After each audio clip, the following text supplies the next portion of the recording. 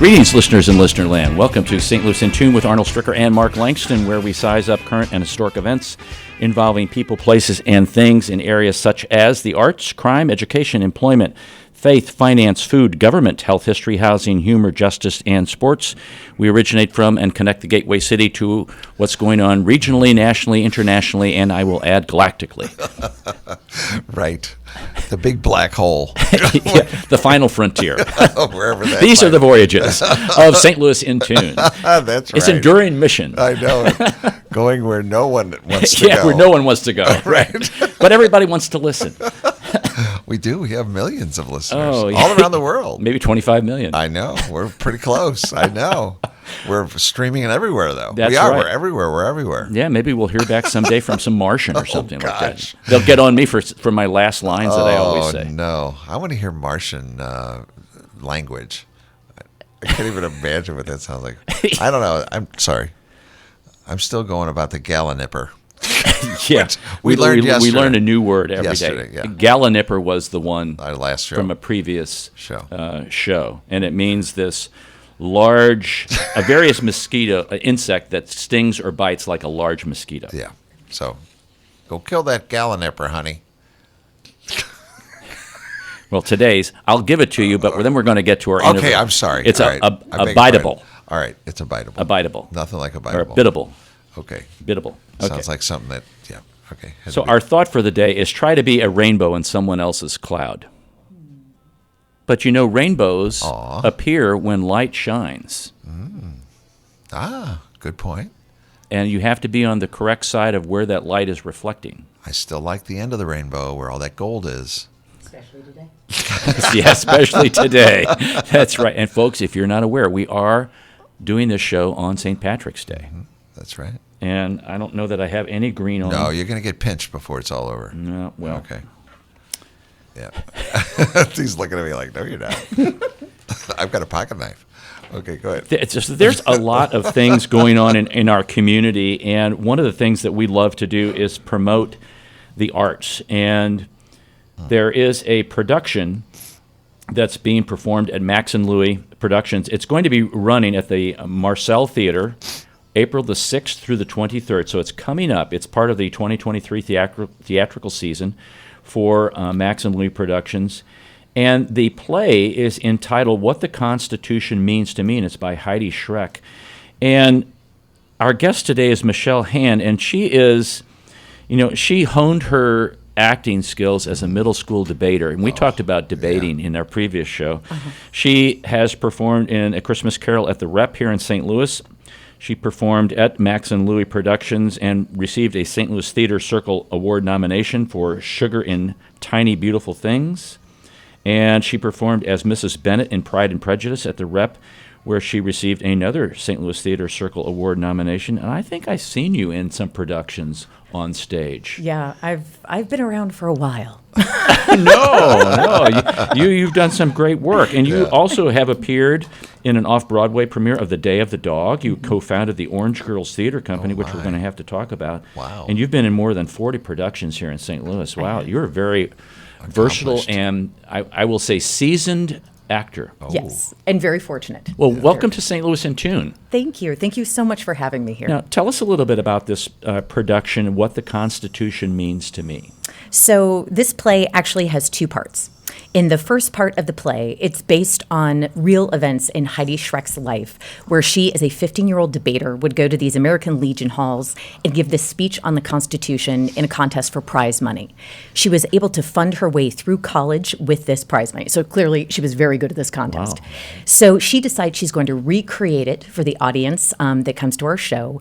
So I go up there as a 15-year-old debater, and I sort of enact the debate. But in the process of doing that, the adult Heidi steps in and gives us an idea of how that founding document, the Constitution, has shaped 4 generations of women in her family. So that's the arc of the first part of the play. The second part of the play is we bring out an actual teenage debater, and we have 3 extraordinary young women. We've got Riley Carter Adams, we've got Iceland Morrow, and we've got Mahi Sani. And they're going to come out, and we're going to flip a coin, and we're going to have a 15-minute live debate in front of the audience. A real deal. The real deal on whether or not we should abolish or keep the Constitution of the United States. Oh, I'd like to hear that. I want to hear that one. I think that's a good debate. You know, the thing about debate is, which we've talked previously, is you have to learn both sides of the issue. Precisely. And you don't know which one you're going to have to defend. Exactly. Yeah. And I think part of the point of the play is that people have very strong feelings about the Constitution. Right. It's a fundamental, it has all of our hopes, but it also has been a sort of fraught document in terms of people's opinions about how it's been interpreted over the years, the centuries. But with debate, because you have to look at both sides of the issue, this play insists on looking at both sides of the issue. Love it. Why? Because this 15-year-old Heidi, she loved this document. She loved it. She was obsessed with it, right?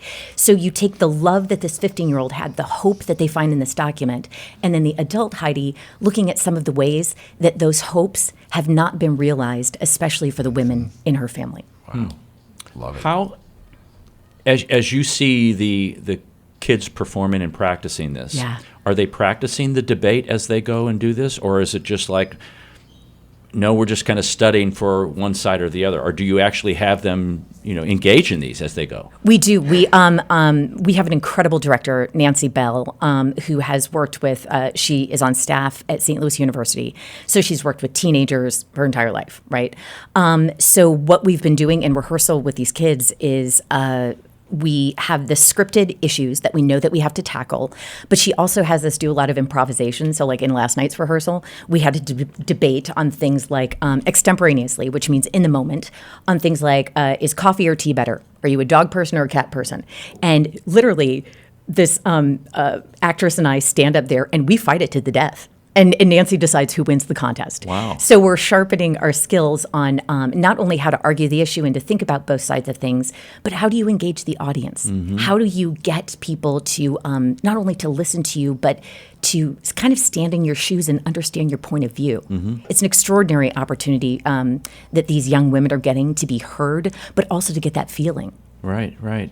Now, have they shown or expressed any kind of change in feelings about the Constitution or about issues that relate to constitutional, support in this process? Well, we're still pretty early in the process, so I've really only worked with 2 of the 3 so far.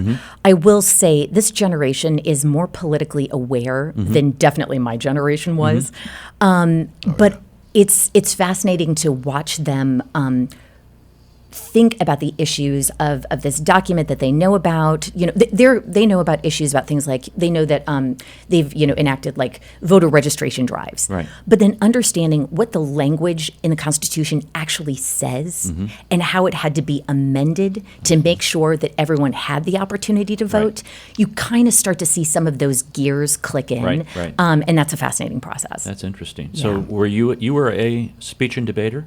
Yes, I was a proud debater for the Bellarmine Speech League when I was a kid. And I actually am so grateful to Francesca DeRollo, my 6th grade teacher, Francesca, if you're listening, because that early experience with debate of going, you would do a dramatic monologue, so there was an acting piece, but then I also did the debate part, the extemporaneous, where you were given a topic, you had 5 minutes to prepare, and then you had to go in and you had to convince these adult judges to listen to you. Wow. That experience gave me so much confidence in my own ideas, my own ability to process things, and my ability to be in conversation, not only with the issue, but with another person in the room. It was a really incredible confidence building thing for me, and I think of those days very fondly. We were talking about why that should be. I think it should be a requirement in school. Completely agree. Oh yeah. Completely agree. Because it's too much of this, and I'm getting my information from this or what I heard said, rather than I have to defend one way or the other. Right. Absolutely. And when you're doing it in person, you have to use your body. You check in with the other person. You get that face-to-face thing where if your arguments are landing or not. Right. Good And point. it really does. It puts us back in connection with each other as human beings, as responding human beings. It's too easy to lose context and tone when you're texting or when it's on a screen.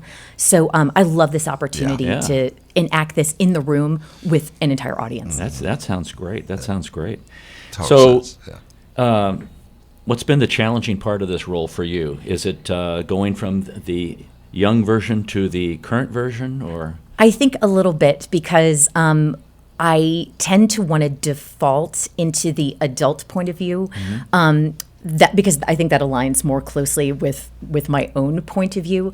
So finding a way to maintain that 15-year-old enthusiasm, because that is an essential part of the story. Right. Heidi Schreck is not a cynical person. She loves her country. She loves this document as an adult, but really grapples with the reality of what happened to some of the women at her family that were not protected by this document.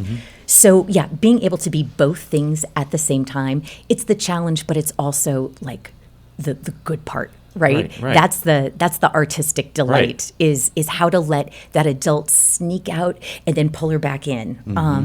I think that part's going to be exciting for the audience to watch, to see those moments when that slip happens. That's interesting. That's fascinating. Love it. Yeah. So how has this changed you in any way, Michelle? You know, I know you're not all the way through, you know, the practicing of this. You know, the performance hasn't started yet.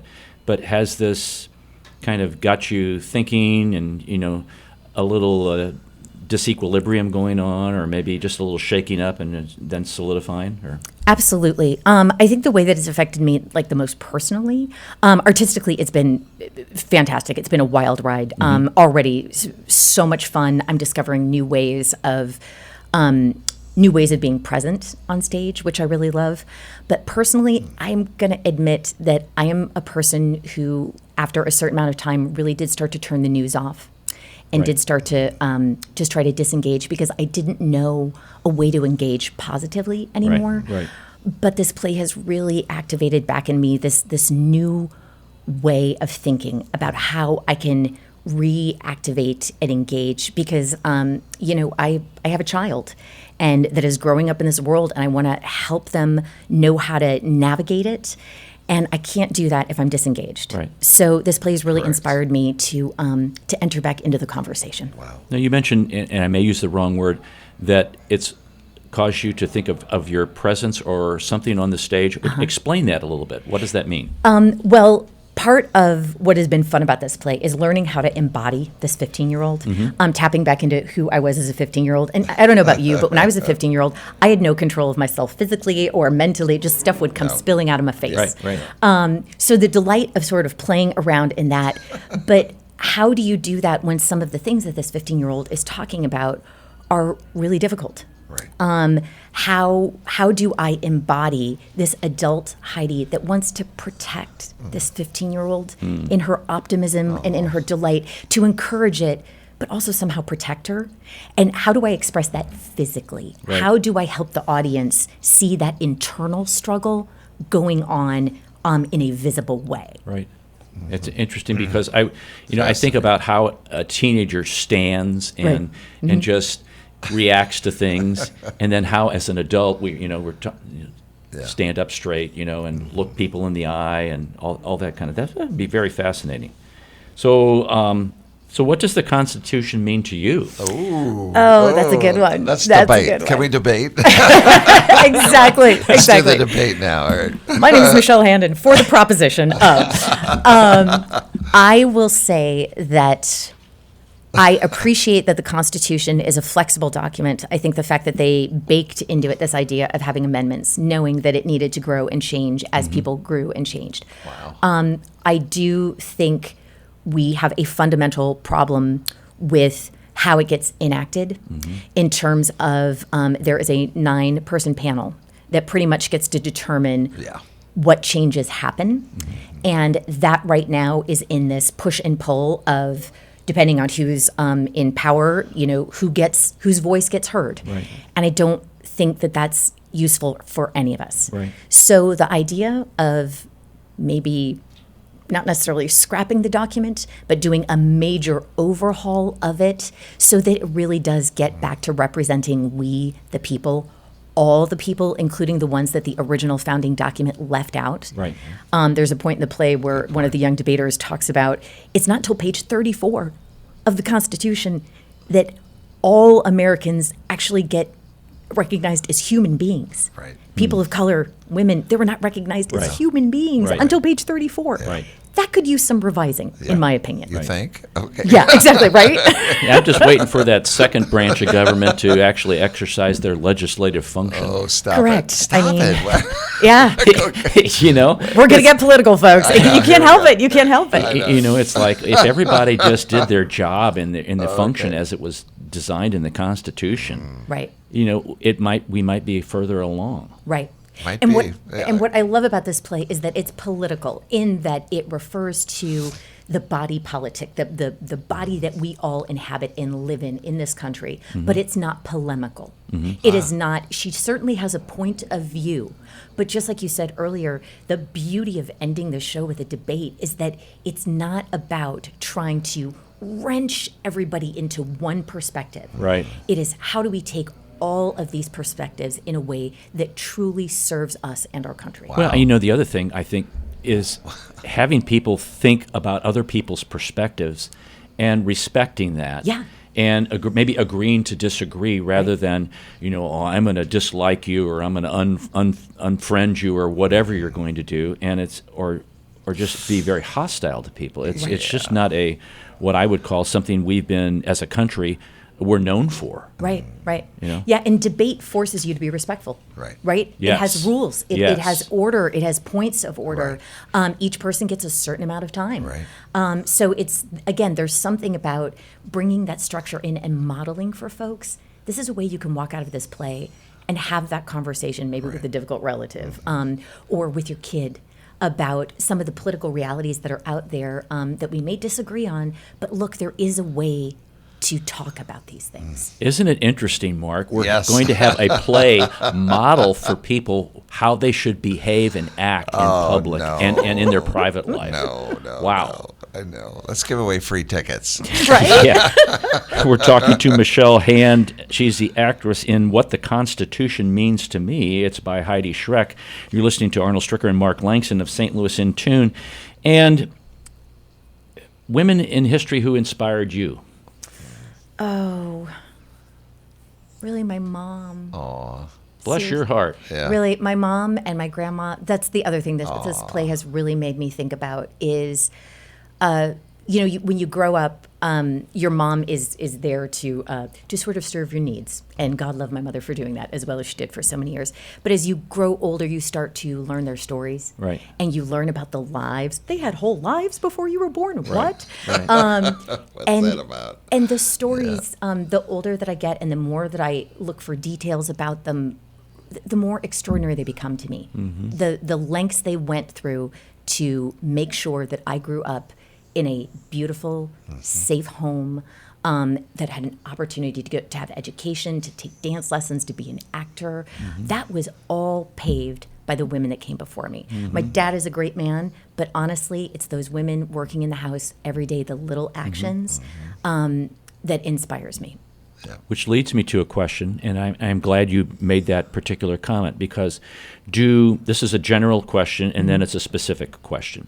Do people in society realize that they have what they have, that they're standing on the shoulders of other people who have gone before them, who have paved the way? That's one part of the question.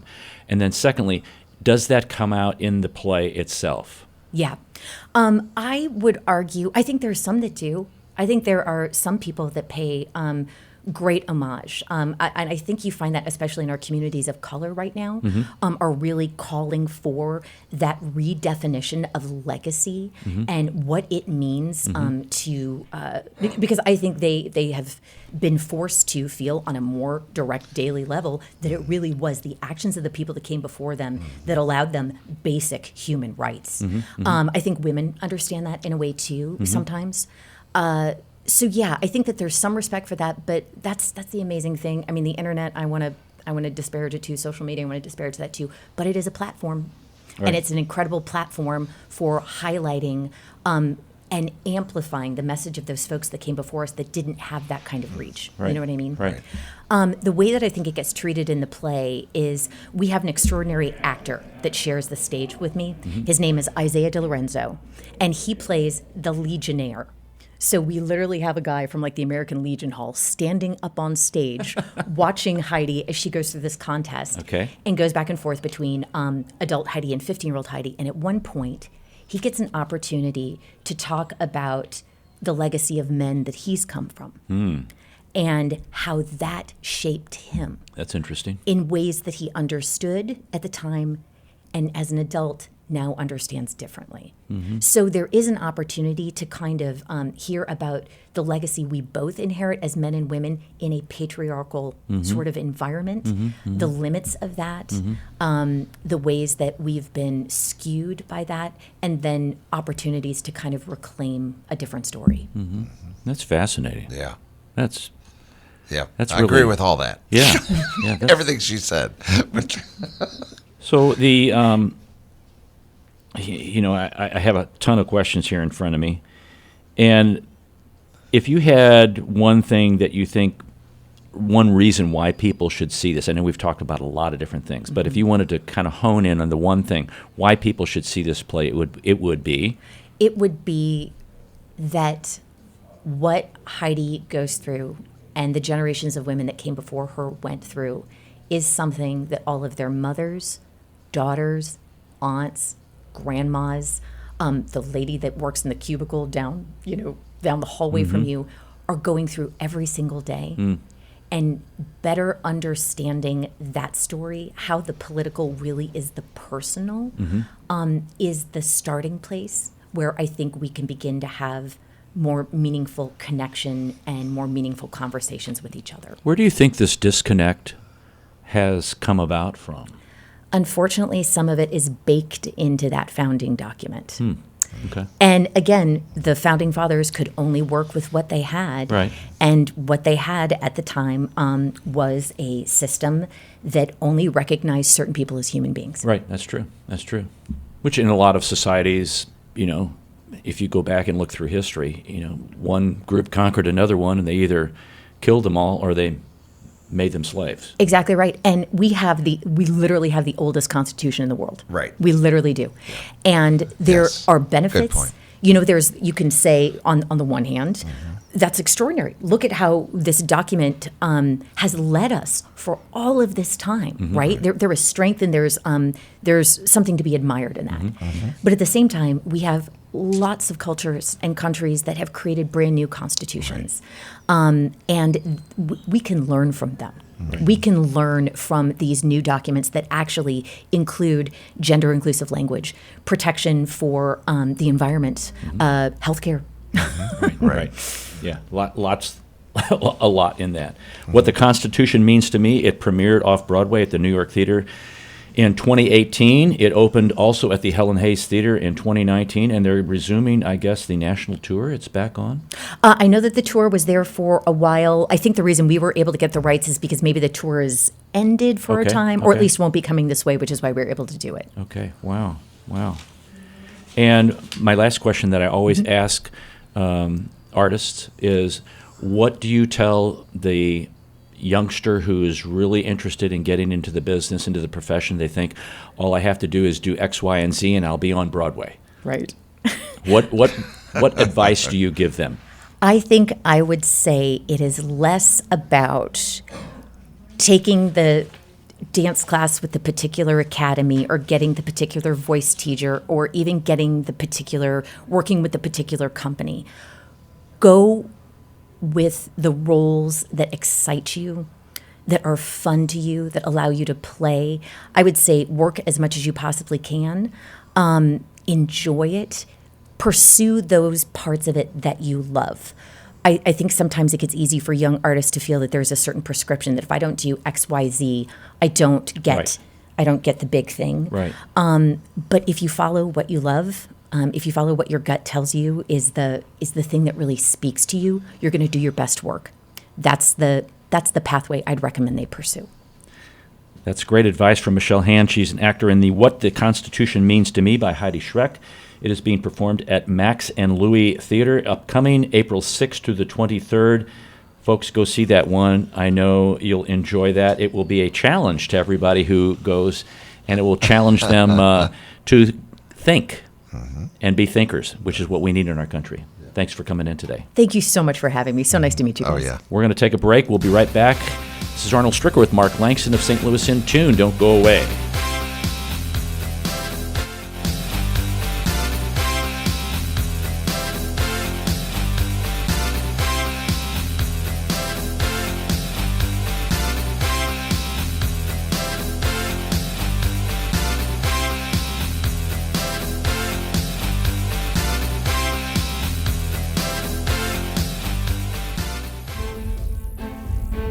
This is Arnold Stricker of St. Louis in Tune on behalf of the Dred Scott Heritage Foundation. In 1857, the Dred Scott decision was a major legal event and catalyst that contributed to the Civil War. The decision declared that Dred Scott could not be free because he was not a citizen. The 14th Amendment, also called the Dred Scott Amendment, granted citizenship to all born or naturalized here in our country and was intended to overturn the U.S. Supreme Court decision on July 9, 1868. The Dred Scott Heritage Foundation is requesting a commemorative stamp to be issued from the U.S. Postal Service to recognize and remember the heritage of this amendment by issuing a stamp with the likeness of the man Dred Scott. But we need your support and the support of thousands of people who would like to see this happen. To achieve this goal, we ask you to download, sign, and share the one-page petition with others. To find the petition, please go to dredscottlives.org and click on the Dred Scott Petition Drive on the right side of the page. On behalf of the Dred Scott Heritage Foundation, this has been Arnold Stricker of St. Louis in Tune. At St. Louis in Tune, we strive to bring you informative, useful, and reflective stories, as well as interviews about current and historic issues and events that involve people, places, and things. We cover a wide range of topics, such as the arts, crime, education, employment, faith, finance, food, health, history, housing, humor, justice, and sports, and that's just to name a few. While St. Louis in Tune originates from the Gateway City and covers local topics, we also connect to what's going on nationally as well. If you missed any of our previously aired programs of St. Louis in Tune, simply visit stlintune.com. That's stlintune.com. There you'll find the show notes and everything that was mentioned in that episode and all the other great episodes as well. And if you've got an area that you'd like us to examine deeper, well, just let us know by dropping us a note at stlintune@gmail.com. That's stlintune@gmail.com. St. Louis in Tune. It's heard Monday through Friday on the USRadioNetwork.com. and many great radio stations around the U.S. and, of course, right here in St. Louis. Our website again is stlintune.com. Visit us today. That's stlintune.com.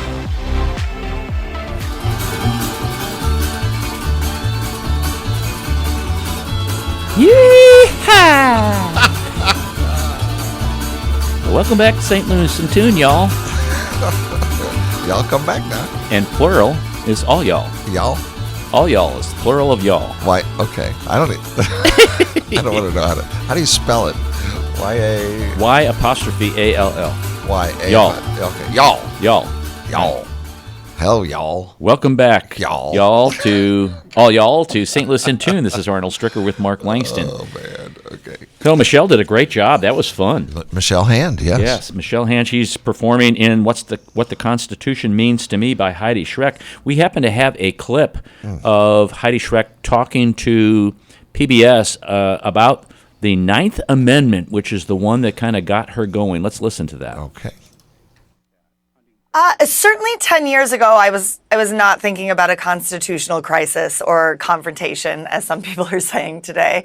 I was really thinking about how this document impacted and shaped my own life.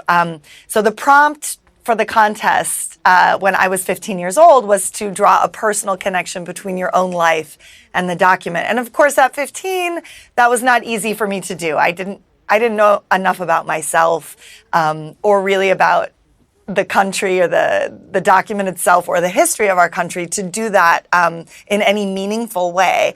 And so I thought it would be interesting to go back as an adult woman and say, what would it mean to take the prompt of this contest seriously? Like, how has this document actually shaped and impacted my life? And while I was doing that, while I was researching it and diving back into, personal stories from my own life, I discovered the way that it had sort of changed and shaped and circumscribed the lives of 4 generations of women in my family. Right. And I really delved into the stories of my great-great-grandmother, my great-grandmother, my grandmother, and realized how deeply connected their lives were to this Constitution. You focus on 2 particular amendments. So tell us why you chose these 2 particular amendments. Sure. I chose the 9th Amendment because, well, honestly, I chose the 9th Amendment at first because as a teenager, it was my favorite amendment. I think it might be the amendment that appeals most to a teenager because it's quite mysterious, quite poetic. The 9th Amendment says, the enumeration in the Constitution of certain rights shall not be construed to deny or disparage others retained by the people, which is just, it's a little amendment sitting right there in the Bill of Rights that says, we couldn't specifically list all the rights that you have here, but we want to make sure that you understand that just because a right is not listed here, it doesn't mean you don't have that right. It doesn't mean your state can't pass a law, for example, granting you a certain right. It doesn't mean that that the rights that we have written down are the only rights you have. And I think as a teenager, I found this incredibly appealing, mysterious. And then when I revisited the amendment as an adult woman, I realized how powerful the amendment was and how deeply it had affected the rights of women in this country. Very interesting kind of discussion she had there with PBS about, her origins of this particular thing. And again, folks, the show is called not Every Brilliant Thing, sorry about that, What the Constitution Means to Me. And that was Heidi Schreck. She was talking to PBS at the time.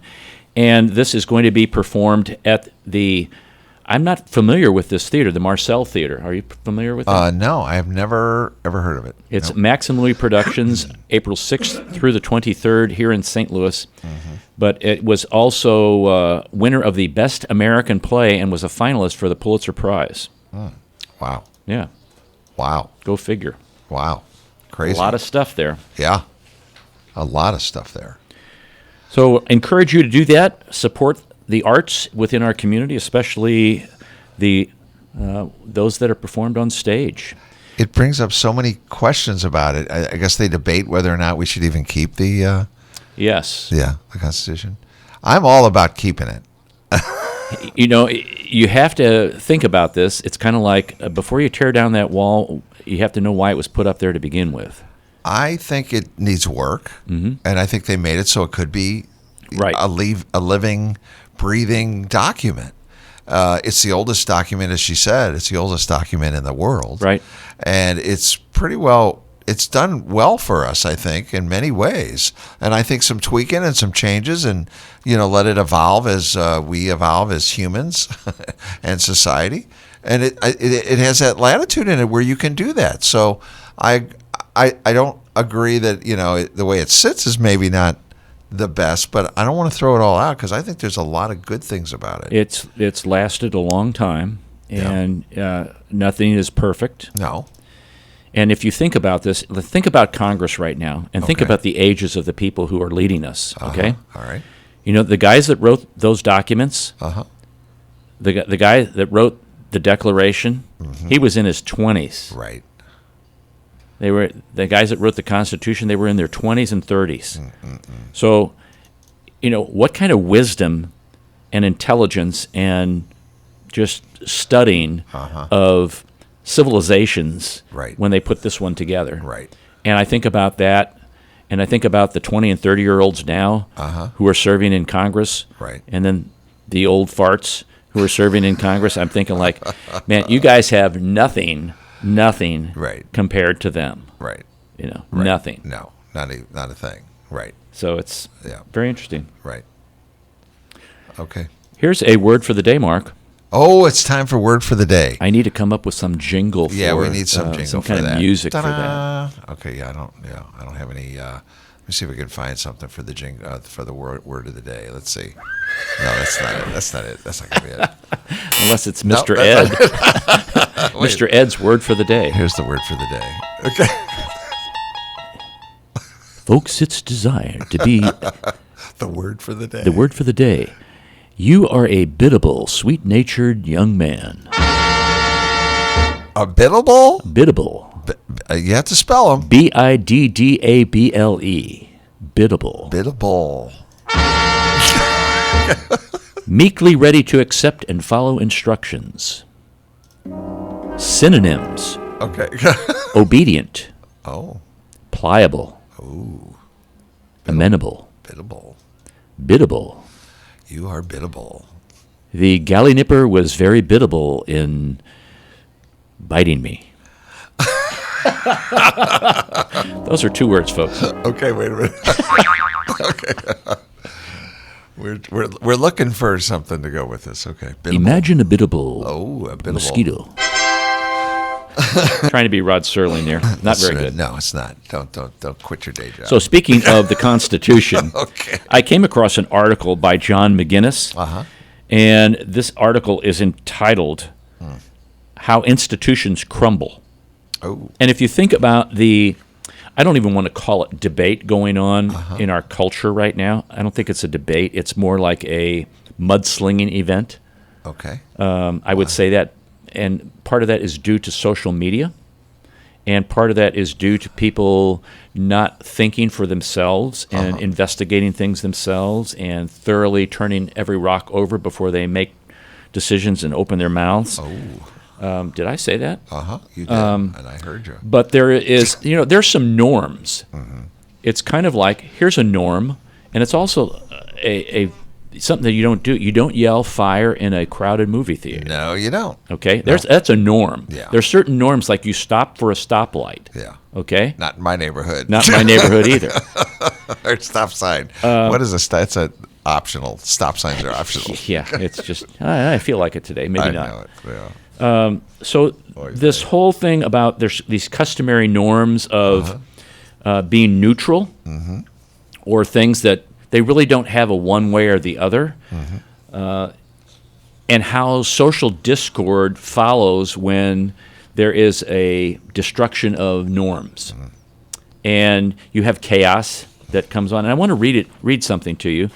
This is from this article by John McGinnis, John O. McGinnis. The unraveling of institutional norms in the face of perceived political imperatives is sadly not limited to politics or law. Universities are supposed to be above politics and ideology so they can pursue their mission of knowledge without the distorting pressures. Now, some universities, and it's kind of like unity in diversity, university, unity in diversity, okay? Wow. All right. Now, so when somebody comes on to speak at a campus, but there's a group of people that, we really don't want them coming on here because they believe blah, blah, blah, blah, blah. Okay. And then it forces the university to say, well, I guess we shouldn't have that person come on. That's where this whole issue of not a debate, but just knowledge and being respectful and hearing another side or having the other side have the ability to have this speech. That begins to sound like groups that we were fighting against, Right. In wars. It does. Yeah. So I want to go on with this. Professors are supposed to be evaluated on the quality of their research and teaching, but now universities regularly pressure them into politically correct positions by forcing them to submit statements about how they have advanced diversity, equity, and inclusion. Again, the motivation is that some political issues are so important that they justify jettisoning long-standing institutional norms like academic freedom. Whoa. Don't like that. And then here's another one. There's more? Yes. Okay. And he's not casting the blame, but he goes into schools. Civic education in schools is also key. One problem on both sides of the political spectrum is that American history is often presented as a story of heroes, even if the constellation of heroes differs depending on political viewpoint. Now, this is very important, folks. What is needed, however, is a greater focus on institutions and on the social norms that make for a democratic republic. Oh, my. That focus also has the virtues of getting students to think more abstractly beyond the causes they espouse or politicians they like. For 2 centuries, America has continued to be a magnet for others around the globe. Its attractions, fortunately, have not depended upon one leader or another because most are mediocre. Wow. Very good. I thought that was very interesting, and I like to read a variety of things that cause me to think rather than justify or verify. And you tell them, you go for it. You watch certain shows, you smack them upside of the head. I don't want to listen to that. No. I don't want to listen to. I want somebody to stimulate my brain. All right. Okay. Yeah. Not my emotional area of my brain. Yeah. My intellectual portion. Challenge me in my ideas, or challenge me to think beyond where I am thinking now. Right. Yeah. I like to think with my heart, and I agree with that. Sometimes they don't. People think with their. What do they say? The brain doesn't hear it doesn't listen until the heart hears it.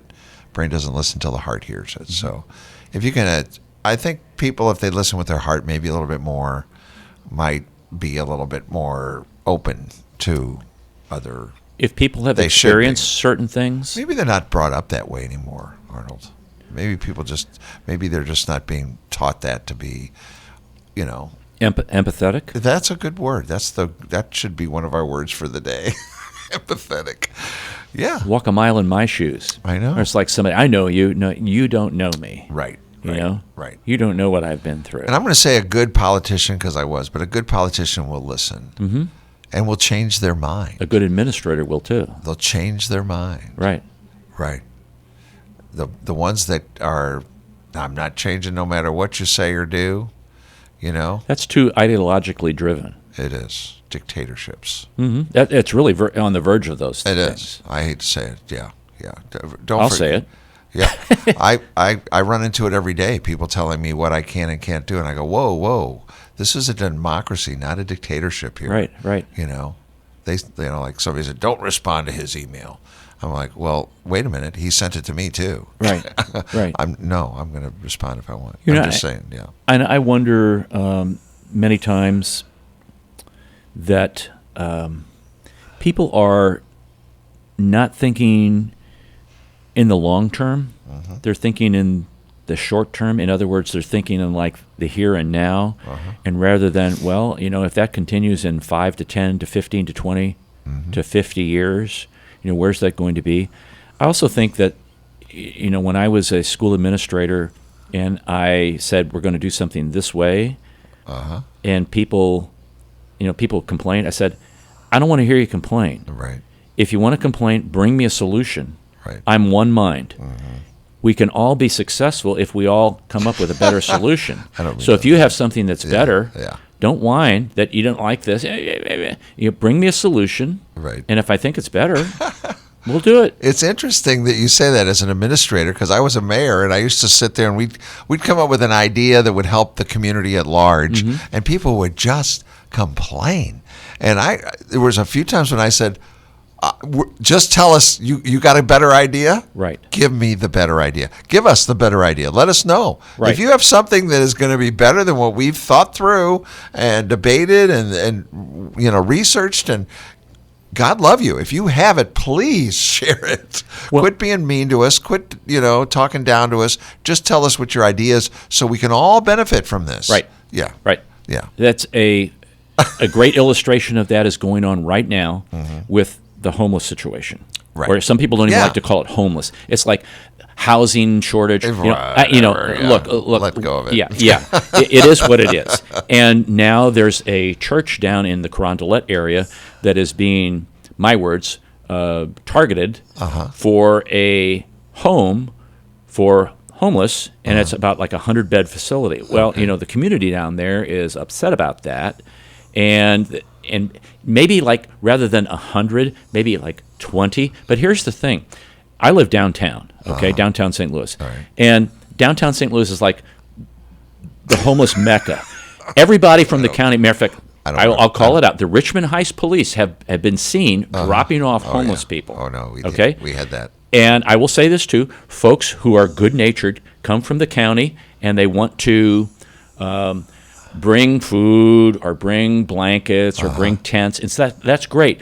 But if you all do that, you're enabling the situation that's going on down there. Right. And you don't come the next couple days and clean up all the debris that's left, okay? Because we see it. Right.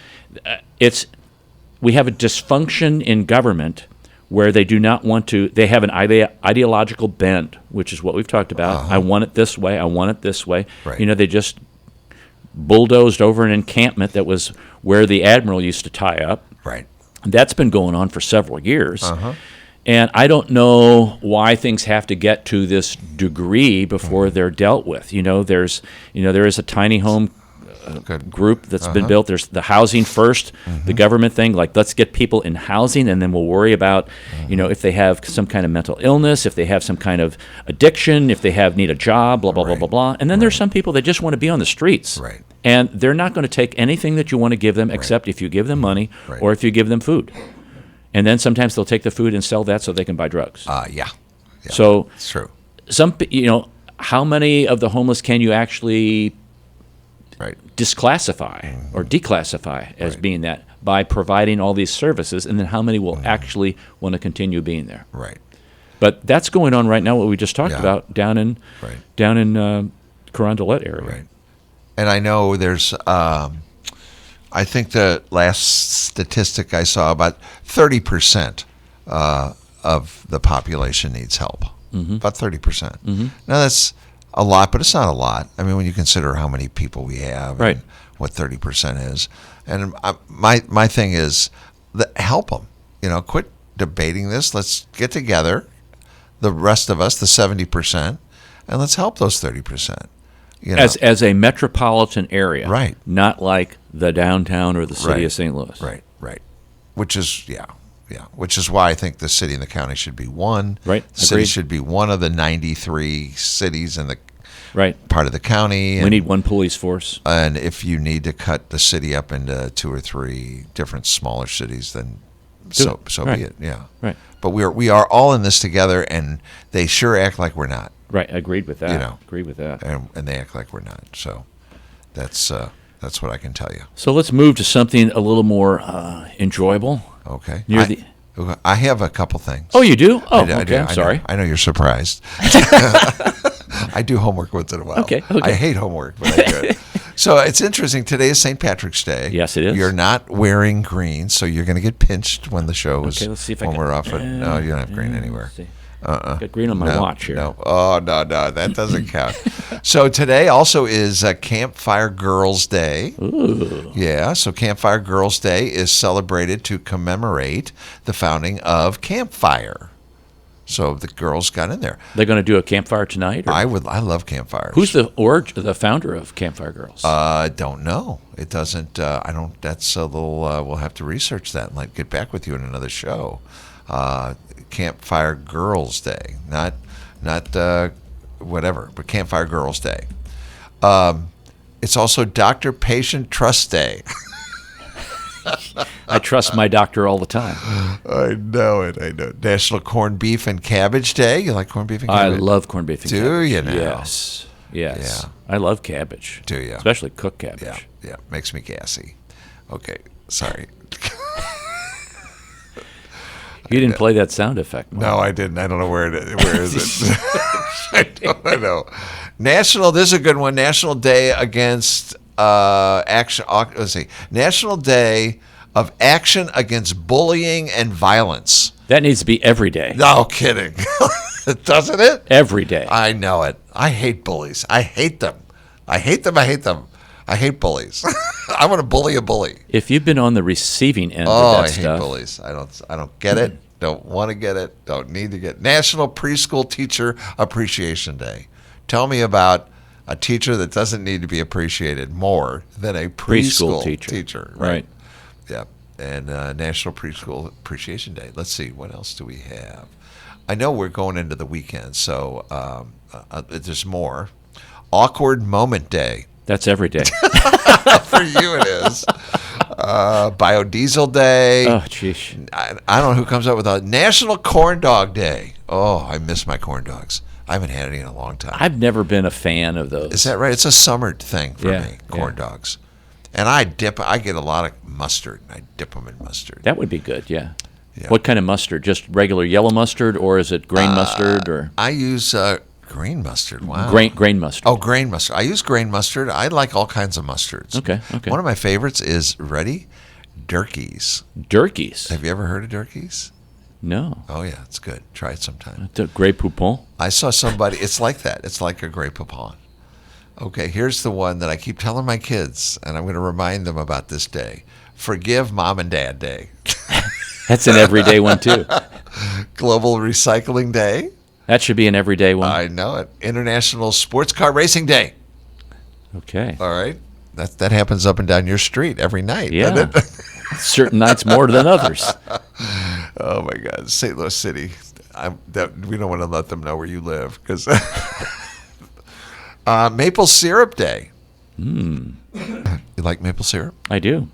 I like it too much. It's better than Too the much. fake maple syrup. Yeah. It's more healthy for What can you? Who eats that? you. Some fake people do. maple Some maple people syrup. do. Don't do it. No. National Quilting Day. I know that's something you do. In my spare time, while I'm making those, Save the Florida Panther Day. Play the Recorder Day. You know, do you play the recorder? Have you ever played it? I played recorder I in always thought third that was- grade. That's why I played the clarinet in fourth grade. I always thought it was the dumbest name of an instrument in the world. I think that's a dumb name for a holiday. The Recorder Day. Enjoy and grab your flutes. It's time for the sound of some music. National Recorder Day. That's right. Don't forget. Pull your reed. Is that a reed? Do recorders have reeds? No, they don't. Okay. That's about all I know about flutes, is that they have reeds. No, clarinets have reeds. Yeah. All right. Yeah, but Yeah, recorders do not. No. no, okay. Wow. See, you learn something new every day on this show. Okay, we've got about 8 minutes left, maybe. If they don't throw us a National Supreme Sacrifice Day, I've only got a couple of more. Transit Driver Appreciation Day. Okay. Transit, and boy, can you imagine filling up one of those diesel trucks these days? Ugh. I mean, you wonder why the price of eggs is so big? Yeah. I know.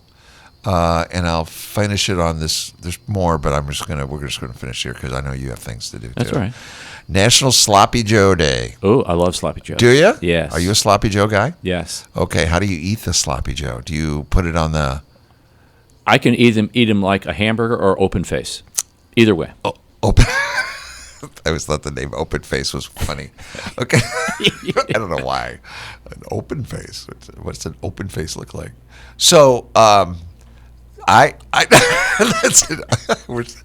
So I put it in. I put it on the bun, and then every time when I pick it up, I have to squeeze it a little bit to hold it. It all falls out. It spills out, right? I know. It's like, what's the point? Right. That's why I eat an open face with a fork. I know. So I do the same thing, and then sometimes I don't even use the bun because I know it's fattening. Yeah, you're So I trying to just save slap it carbs. on there, right? You're trying to save carbs. I know. Put it on lettuce. All that's Wrap wrong. it in lettuce. There's nothing right about anything I just said. I know the founder of Campfire Girls now. Okay. His name is Luther Halsey Gulick. Hold it. It's a guy? Yeah, he's a doctor, and his wife Charlotte, by the Okay, way. all right. In 1910, Uh-huh. the first non-sectarian organization created for girls in the United States. Oh, nice. The watchword Wohelo and parts of this ceremony were developed by Mrs. Gulick in the summer of 1910. Wahilo. Wahelo. Wohelo. Wahilo. That's all how you say it. Like Wahilo. well, and they were born in Hawaii. Ah. So that might explain that. Okay. That might explain that. All right. Wow. A lot to explain. Yeah, I don't know if some secret handshake or something like that. Right. The Wahilo. Wohelo. Secret handshake. And then there's a secret So phase. you know how sometimes moms put letters in the lunch bag of a kid? Uh-huh. This one was by Dad. Dad must have prepared the lunch. Okay. Your sandwich was made with ham, which won't taste like your mom's love, but does taste like ham. Dad. Is that a dad joke? So, and here was another one by Mom. This is not a note. This is also not a reminder that I love you. It is simply a very poor choice of napkin. Okay. All right. Get that rooster out of here. Then here's one, and we'll kind of close on this because this is a nice one. I forgot to buy more snacks. It was a note inside the lunch. I hope my love is enough fuel to get you through the day. We should have an awe here somewhere. I don't know where it is, but that's all right. That was nice. Oh, and then we'll close with this one. Okay. It's a Dad one. Okay. Dad was writing this one. Every time you don't eat your sandwich, a unicorn dies. Hashtag Dad fact. That is so bad. That is so bad. I know. Oh, Lord, I know. Well, folks, that's all for this hour. Thanks for listening. Don't forget, when the Martians invade, I don't know. There's only one race, the human race, and every one of us have different characteristics and is uniquely valuable. St. Louis in Tune is a production of Motif Media Group and the U.S. Radio Network. For St. Louis in Tune, co-host Mark Langston, I'm Arnold Stricker. Remember to walk worthy and let your light shine.